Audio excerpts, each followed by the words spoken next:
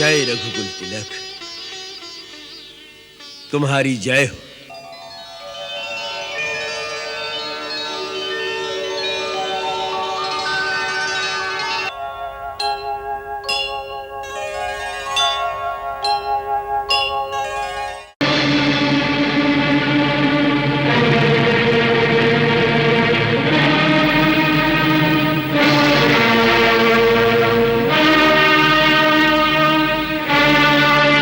परशुराम, देखो, भगवान परशुराम आ गए।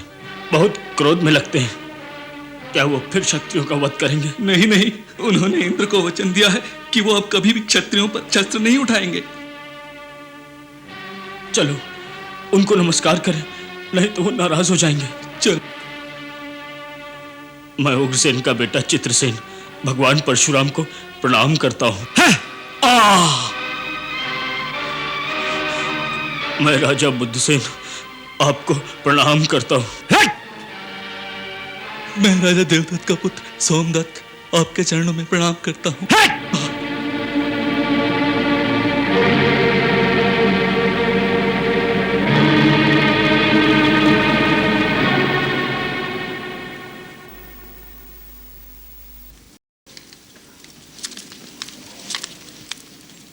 मैं हर्षवलोमा का पुत्र जनक भगवान परशुराम के चरणों में प्रणाम करता हूं। कल्याण हो।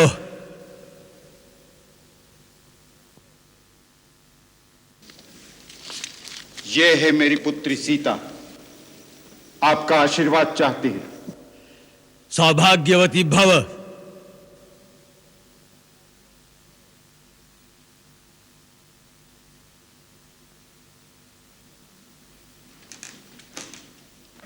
प्रभु, मिथिला में आपका स्वागत। कल्याणास्तु। अभिनंदन है हे जामदग्ने। नमस्तुभ्यं ब्रह्म ऋषि। वत्स, आगे आओ, भगवान परशुराम की चरण वंदना करो।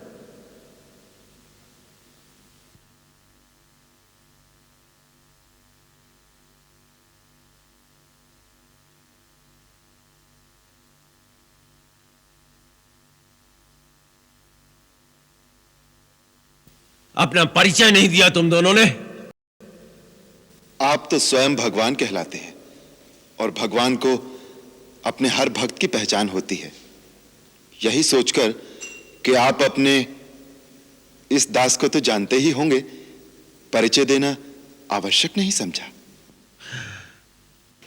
ये अयोध्या नरेश दशरथ के सुपुत्र राम और लक्ष्मण हैं। आप बड़े शुभ अवसर पर पधारे हैं भगवान। आइए, आसन ग्रहण कीजिए। इन मीठे स्वागत वचनों से तुम हमें बहला नहीं सकते मूढ़ जनक। हम महेंद्र पर्वत पर तपस्या कर रहे थे कि शिव धनुष के टूटने की घोर ध्वनि का स्वर सुनाई दिया। हम ये जानने आए हैं कि हमारे आराध्य भगवान शिव के धनुष को तोड़ने का दुस्साहस किसने किया है।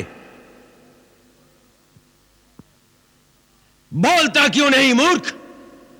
बता बता, किसकी मृत्यु हमें यहां लेकर आई है? जल्दी बता, नहीं तो जहां तक तेरा राज्य है वहां तक की पृथ्वी को हम उलट पलट करके रख देंगे। तेरा सारा राज्य नष्ट कर देंगे, नष्ट कर देंगे। प्रभु, शिव के धनुष को तोड़ दे, ऐसा साहस तो कोई आपका दास ही कर सकता है। उसके लिए क्या आज्ञा है, आप मुझसे कहिए। सेवक वो होता है जो सेवा करे। जो शत्रुता करे उसे शत्रु समझकर उसे दंड ही देना चाहिए। जिसने ये शिव धनुष तोड़ा है वो सहस्र बाहु की तरह मेरा शत्रु है। सावधान जनक, विश्वामित्र, यहां एकत्रित राजागण और इस सारी सभा को मैं सावधान करता हूं कि जहां भी वो अपराधी छिपा हो उसे बाहर निकालकर खड़ा कर दिया जाए, अन्यथा हम उस शिवद्रोही को मृत्यु दंड देंगे। ये समझ लो कि तुम में से एक के भी प्राण नहीं बचेंगे। एक धनुष टूट गया तो उसमें इतना क्रोध करने की क्या बात है? हमने तो बचपन में कई धनुइयां तोड़ डाली, उस समय तो किसी ने क्रोध नहीं किया था। राजा के छोकरे, तनिक होश में बात कर।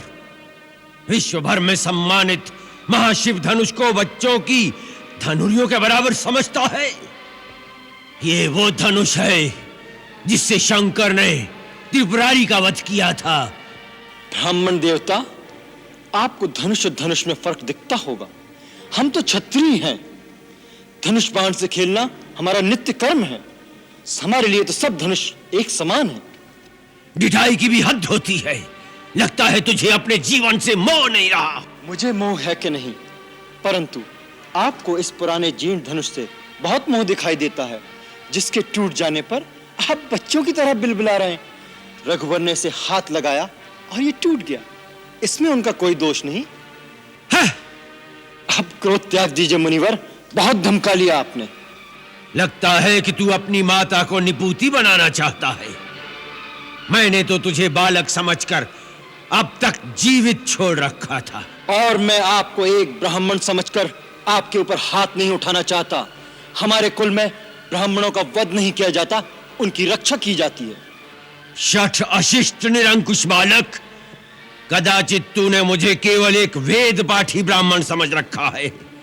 तू नहीं जानता कि मैं क्षत्रिय कुल नाशक, बाल ब्रह्मचारी, अति क्रोधी वह परशुराम हूं जिसने कई बार इस पृथ्वी को क्षत्रियों से विहीन कर दिया। क्षत्रिय राजाओं का सकल नाश करके यह पृथ्वी बार बार ब्राह्मणों को दान कर दी है। इस फरसे से मैंने सहस्त्रबाहु की भुजाओं को काटा है। इसी फरसे से मैंने बार बार क्षत्रियों का लहू पिया है, और आज तुम्हारे लहू से इस फरसे की प्यास बुझाई जाएगी। आप बार बार मुझे डरा रहे हैं तो ऐसा लगता है जैसे एक बालक फूंक मारकर पर्वत उड़ाने की चेष्टा कर रहा हो। ब्राह्मण देवता, जो वीर होते हैं वो अधिक बातें नहीं करते, वार करते हैं। ये कायर पुरुषों की निशानी है कि युद्ध करने की बजाय वो अपनी शान में बड़ी बड़ी बातें बघारने लगते हैं। विश्वामित्र, यदि इस उद्दंड बालक की रक्षा चाहते हो तो इसे हमारी आंखों से दूर ले जाओ। आप आंखें बंद कर लीजिए प्रभु, मैं दिखाई नहीं दूंगा। विश्वामित्र, इसे हमारे क्रोध और पराक्रम की शक्ति बताओ। अपनी गुण गाथा आप स्वयं इतनी अच्छी सुना लेते हैं कि दूसरे की आवश्यकता ही नहीं।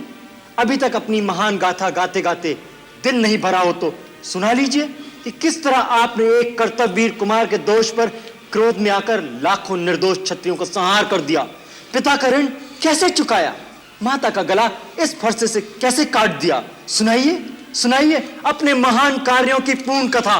बस बहुत हो गया, अब कोई मुझे दोष न देना। ये बालक अब निश्चय ही मरणहार है। आश्चर्य है कि मेरे कुठार के सामने आकर भी अब तक जीवित कैसे रहा। ये मुझे भी आश्चर्य है कि मेरे देवतुल भैया को मृत्युदंड देने की बात कोई मेरे सामने करे और वह मेरे बाणों से अब तक बचा रहे। लक्ष्मण,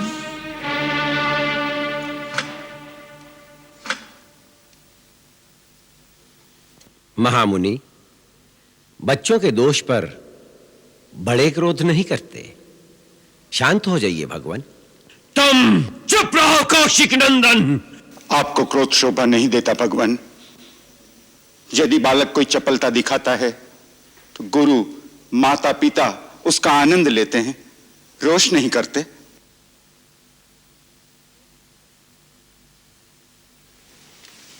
भगवान, आप तो सहज सुजान हैं। बालक की बातों पर ध्यान मत धरिए। और फिर उसने तो आपका कोई अपराध नहीं किया। आपका अपराधी मैं हूं। मेरे ही हाथ से यह धनुष भंग हुआ है। यदि दंड देना है तो मुझे दीजिए। मुझे अपना दास समझकर चाहे मुझ पर कृपा कीजिए या क्रोध कीजिए या फिर मेरे प्राण ले लीजिए। जिस प्रकार भी आपका यह क्रोध शांत हो सके, मैं वो उपाय करने को तैयार हूं। तुम भी कुछ कम धूर्त नहीं हो। भगवान शंकर का धनुष तोड़कर अब मुझे ही ज्ञान सिखा रहे हो। उधर तेरा छोटा भाई तेरी सम्मति से मुझे भड़काकर, मुझे क्रोध दिलाकर मेरा बल क्षीण कर रहा है, और इधर तू हमसे हाथ जोड़कर बड़ी अनुनय विनय कर रहा है। परंतु ये छल कपट और नहीं चल सकता। तुम समझते हो कि अपने आप को राम कहने से तुम परशुराम का भी सामना कर सकते हो, तो उठाओ शस्त्र और मेरे साथ युद्ध करो। मैं तुम्हें निहत्था नहीं मारूंगा, वीरोचित मृत्यु का अवसर दूंगा, और युद्ध नहीं करोगे तो भाई समेत तुम्हें अभी मार डालूंगा। प्रभु, यदि रण में हमें कोई ललकारे तो क्षत्रिय धर्म के अनुसार हम उससे अवश्य लड़ेंगे, चाहे वह स्वयं काल ही क्यों ना हो। परंतु हम रघुवंशियों का यह भी धर्म है कि हम गौ, ब्राह्मण और स्त्री पर हाथ नहीं उठाते। ब्राह्मण हमारे लिए सदा पूजनीय है और उनकी सेवा करना हमारा परम धर्म है। सो प्रभु और सेवक के बीच युद्ध कैसे हो सकता है? आपकी और हमारी बराबरी कैसे हो सकती है? भगवान, मेरा तो छोटा सा नाम है राम, परंतु आपका परशु समेत परशुराम। आपने अपने राम को अभी तक नहीं पहचाना, परंतु मैं तो आपकी प्रभुता को जानता हूं। आपसे हारने में भी मेरी जीत है। विप्रवंश की असप्रभुताई अभय हो ही जो तुम्हें डराई।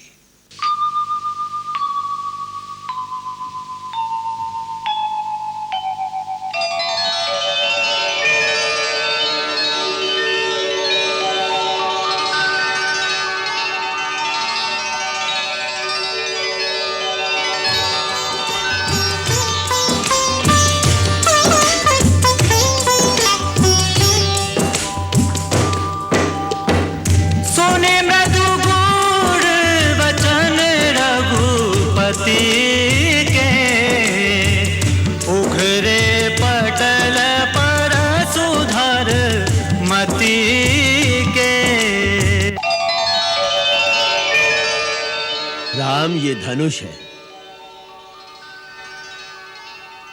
ये धनुष विष्णु ने मेरे पितामह महर्षि ऋचिक के पास धरोहर रूप में रखा था। यदि विष्णु के इस धनुष पर तुम वान का संघान कर सको तो मेरा संदेह मिट जाएगा। मैं तुम्हें पहचान लूंगा। राम रमापति कर धन ले, खेचहु चाप मिटाए संदेहु, खेचहु चाप मिटाए संदेहु।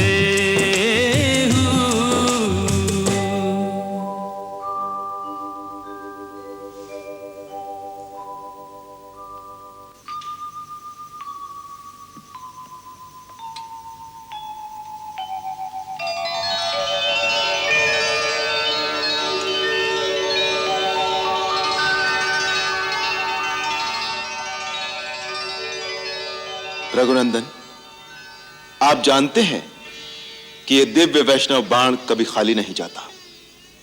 परंतु एक तो आप ब्राह्मण हैं और दूसरे गुरु विश्वामित्र की बहन के पौत्र हैं, इसलिए मैं यह अमोघ बाण आप पर नहीं छोड़ सकता। अब आप बताइए कि मैं किसे नष्ट करूं? आपके पास मन की गति से सर्वत्र आने जाने की जो शक्ति है उसे, या आपने अपने तपोबल से जो पुण्य लोक अर्जित किए हैं उनका नाश करो।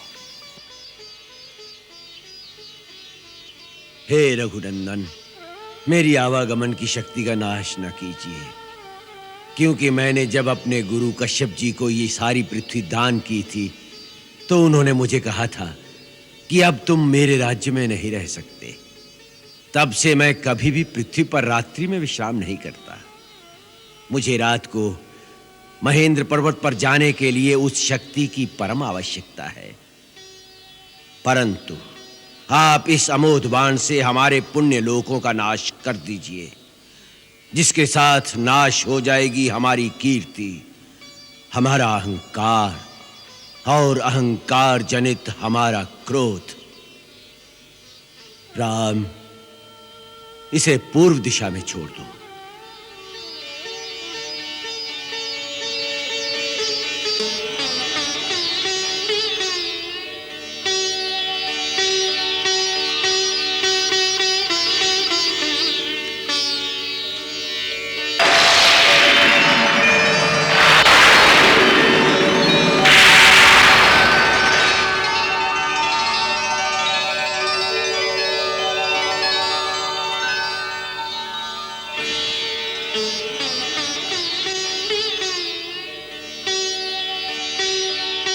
जय रघुकुल तिलक,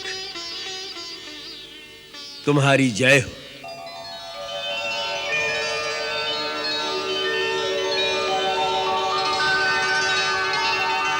जनक, तुम्हारे कई जन्मों के पुण्य से श्री राम तुम्हारे धाम में आए हैं, और राम का यह संयोग स्वयं ब्रह्मा ने भगवान शिवजी के आशीर्वाद से ही निश्चित किया है। धूमधाम से ये विवाह रचाओ, इसी में आपका कल्याण है।